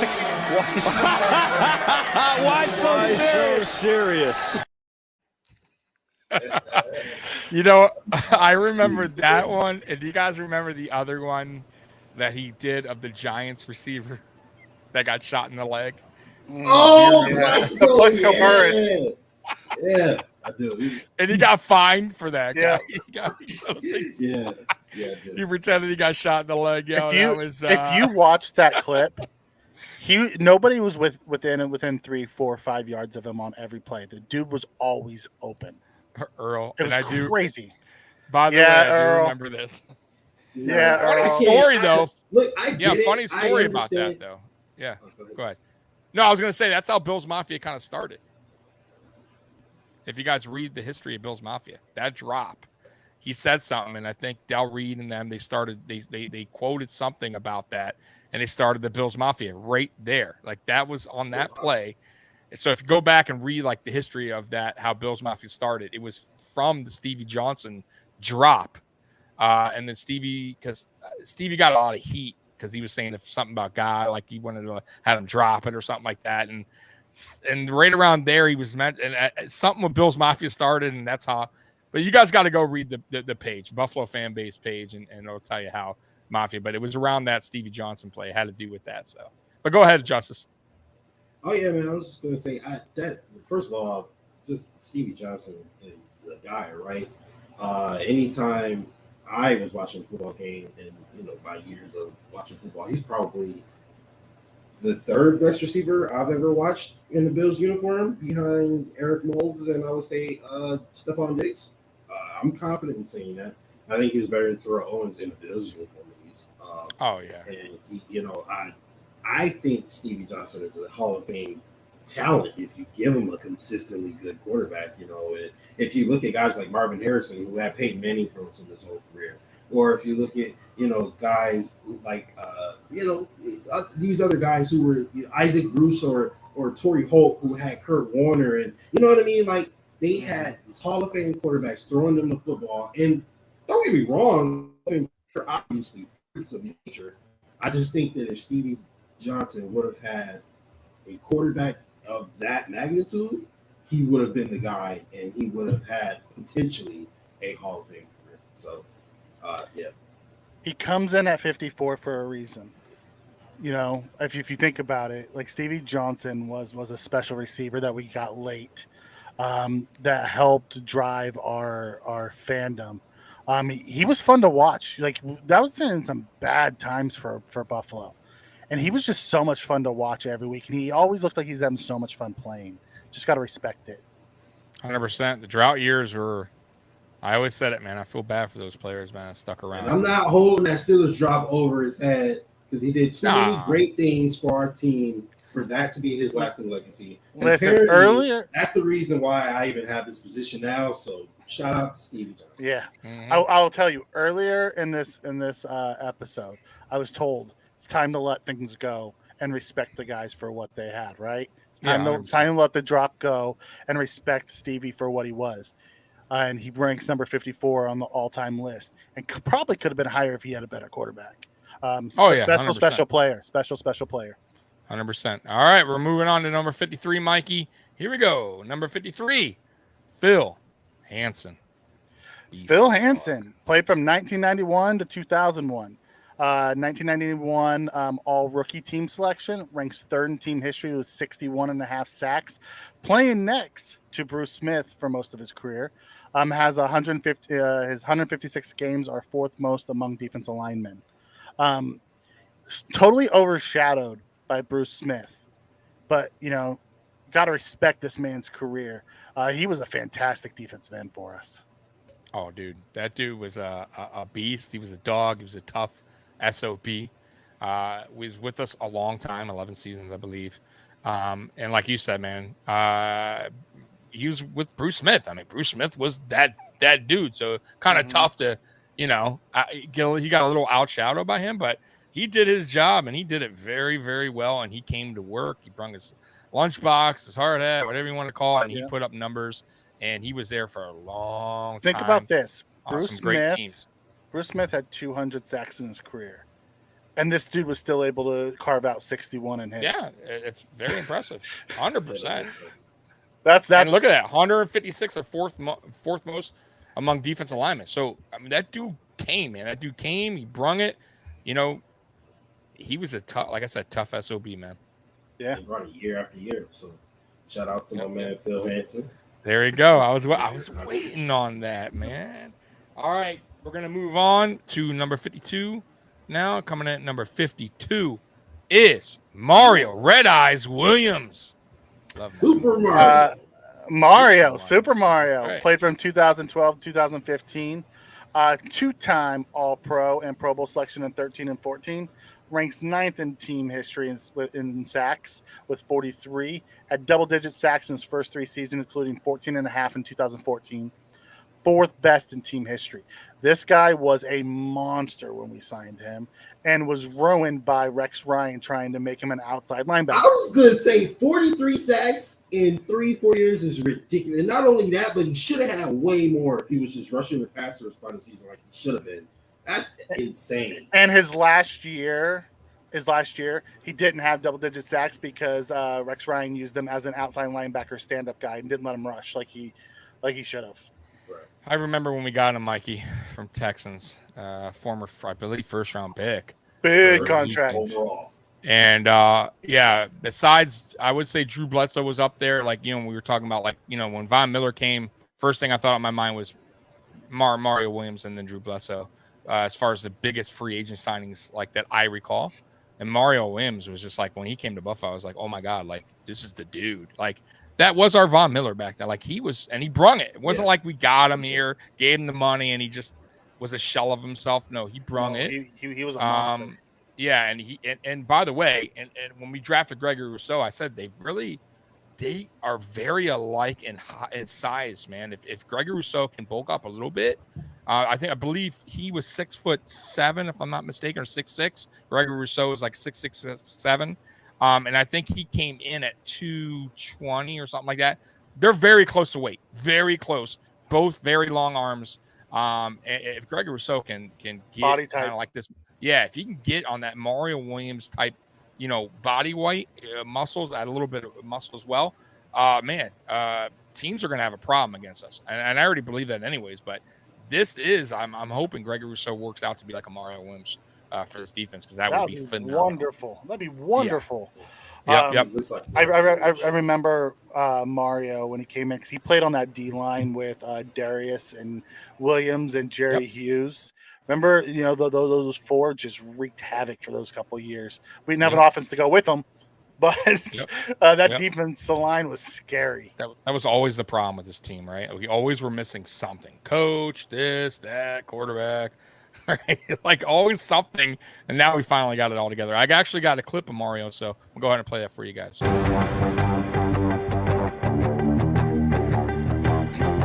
It's not just Mario Williams' eyes that have opponents wondering if he's from this galaxy.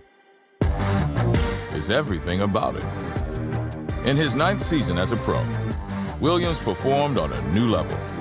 His 14.5. Well, having Cal and Marcel, I mean, it's definitely an advantage. I feel like we can come in here and make things happen because it all starts up front. Deflected once again by Mario Williams. Williams following up his 3-sack performance last Sunday. 2nd and 9 now for Houston. 176 total yards for Houston on offense. Schaub is sacked, and guess who? Mario Williams.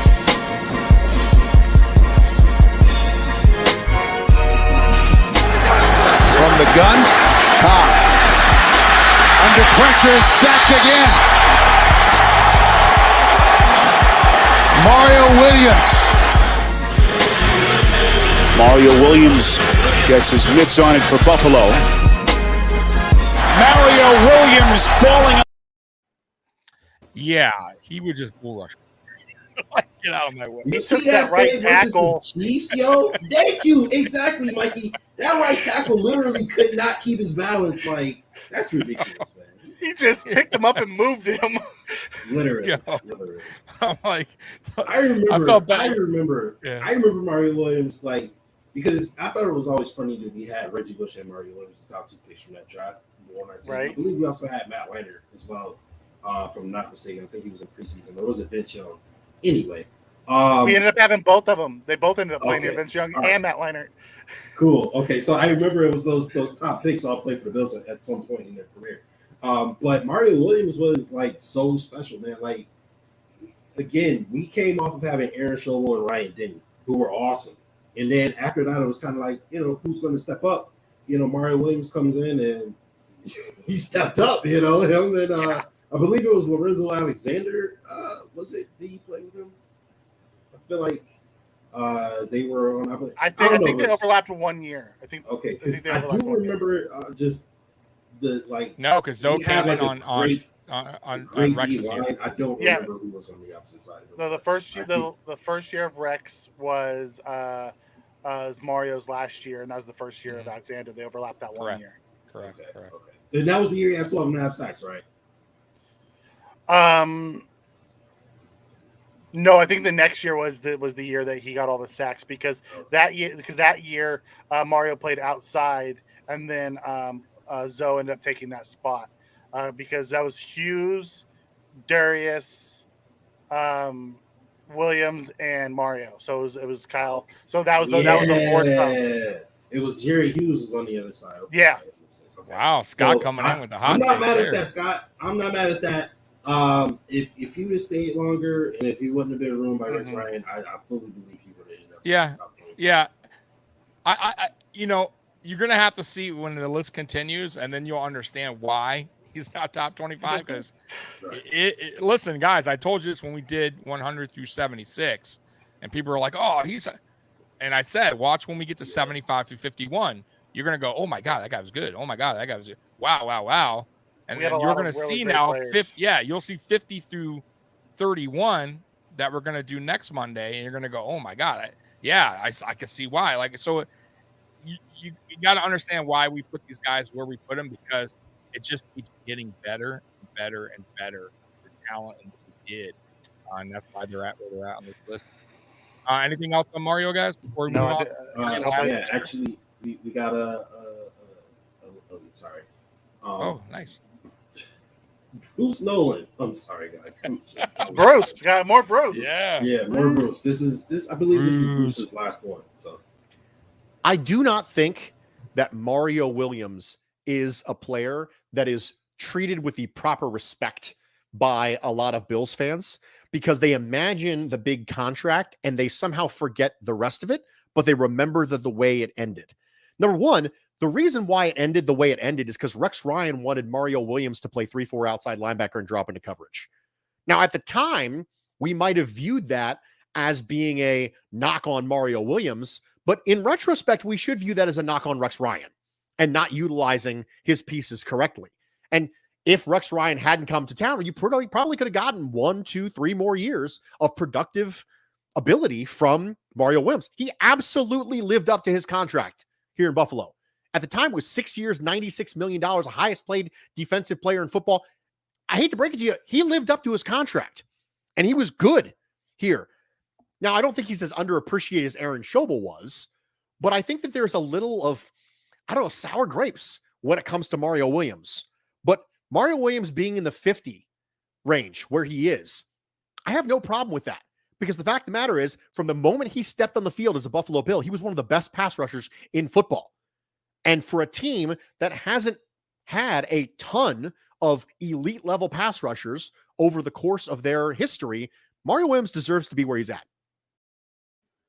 Yeah, another great take by Bruce, man. He's 100% correct, man. 100% correct. Rex Ryan definitely dropped the ball there when it came to Mario Williams. And Mikey actually touched on that when we first started talking about this. Sure did. All right, guys, we're going to move on to the last one of the night, number 51, and here we go. Number 51, John Fina. My guy. Yeah. John. Justice guy. No, he really is my guy. Like, I have his number and everything. Shout out. And I know, actually, guys, real quick before Mikey gets on him, they've actually had shows together. I know John Fina has joined you a few times. Mm-hmm. Really good guy. I know early on the media said supposedly, like back in the day when he was a Buffalo Bill, he was tough. He didn't really give the media enough time. But I don't know, everything I've seen from him now, he loves coming on podcasts talking about the history of the Buffalo Bills and the current state of the Buffalo Bills. So go ahead, Mikey. Yep. John Fina played from 1992 to 2001, offensive tackle, franchise left tackle. Anchored the Bills' left side for 9 seasons, including the 93 and 94 Super Bowl runs. Started 131 of 148 games playing for the Bills. Started 10 of his 11 seasons with the Bills. Played 10 of his 11 seasons with the Bills. So he only played 1 season outside of Buffalo. I'll tell you, John Fina, when I think of offensive tackle play, because I grew up in really in that era, that Super Bowl era. That was when I was probably around 10. John Fina was what I thought of what a offensive lineman should be. It's fun to be able to watch him hop on and do these shows, because he does some over on Rumblings with our buddy Joe Miller with the John Fina show. I love that he's still part of the Mafia, and he loves it. He loves them. And it's awesome that he still hangs out and gives back to the fans that loved him. Yep. And I actually got a clip here from Jay Spence talking about John Fina. Creates content alongside of Joe Miller for the Off Tackle show with John Fina. And the thing that that I will speak to is that he's just an incredible personality. And one of those things that I think is undervalued when you look at the teams that he played on was locker room presence. And outside of him being a phenomenal tackle, like I said, there's going to be I know on this thing we're going to have people talking about certain blocks and the athleticism that he had and all that stuff, and they're right, 100% correct. This guy was the guy, but his locker room presence and everything that he means to every player that I've spoken to that he played with, he was the guy that he was the glue for the offensive line, but he was also the glue for the offense. All the way up until he retired, or actually not retired, but all the way up until he stopped playing with Buffalo, when we had Doug Flutie filling in for Rob Johnson. John Fina was the glue on those offensive lines and in those offensive rooms. He's the guy that a lot of people, now we see him and he's handsome and, I get it. He's that, John Fina was that dude, man. And it's mostly because, like I said, he had all the athleticism. He made the right plays. He did the right things, but he was the glue. And to me,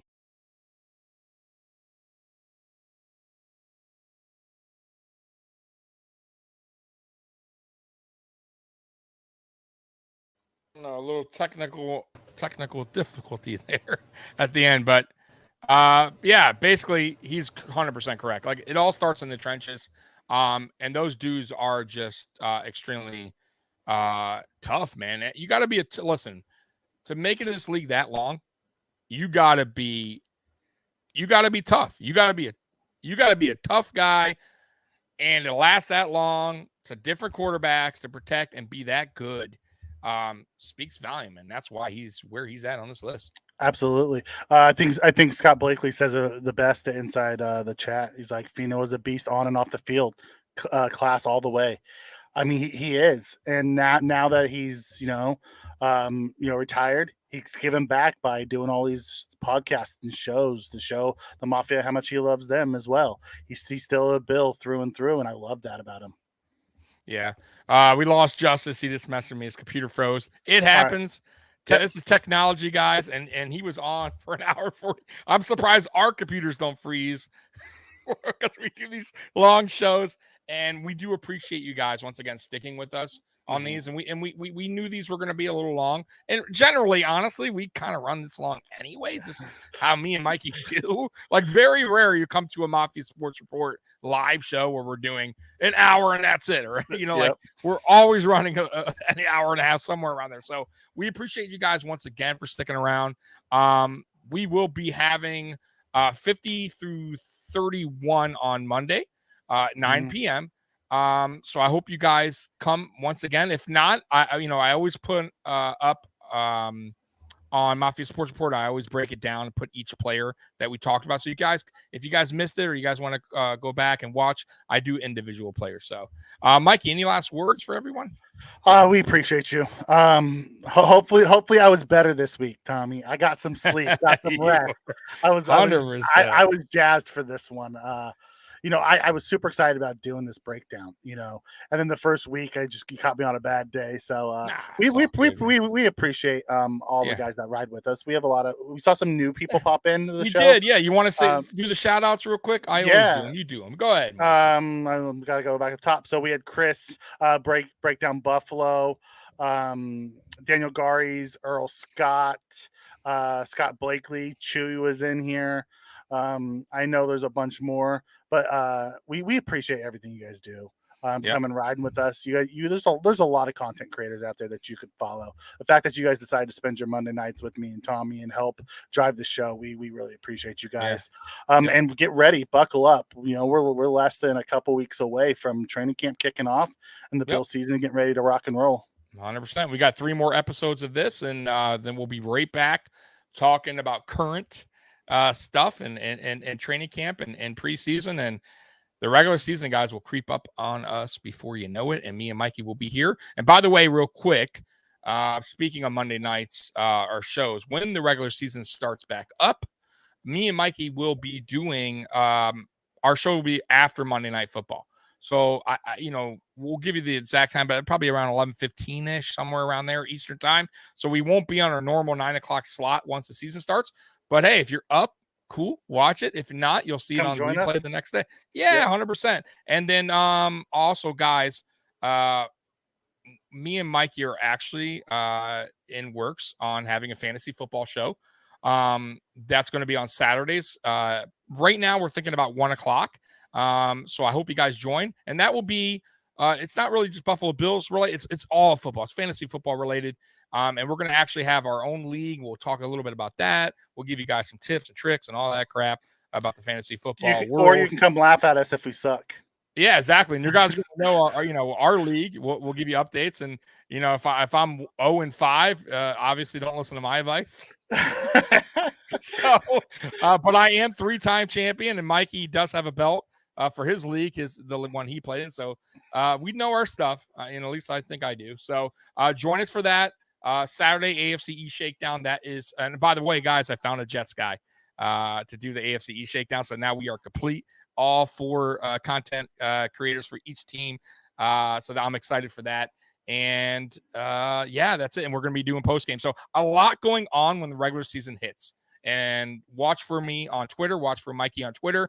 We will be announcing each thing as that when it's set in stone. How about that? Yep. So anyways, let me get out of here, guys. I appreciate you guys once again for sticking around. And yeah, we're going to give you the best outro of any Buffalo Bills channel. Peace out and go Bills. Go Bills. And look at it go. He could go all the way. Touchdown, touchdown, touchdown. The Bills make me wanna shout. Kick your heels up and shout. Throw your hands up and shout. Throw your head back and shout. Come on now, the Bills are making it happen now. Stand up now, come on and shout. Yeah, yeah, yeah, yeah. Hey, hey, hey, hey, hey. Let's go Buffalo. Let's go Buffalo. Let's go Buffalo. Let's go Buffalo. Go. The Bills make me wanna shout, shout. Go Bills. Peace out, guys. See you next Monday.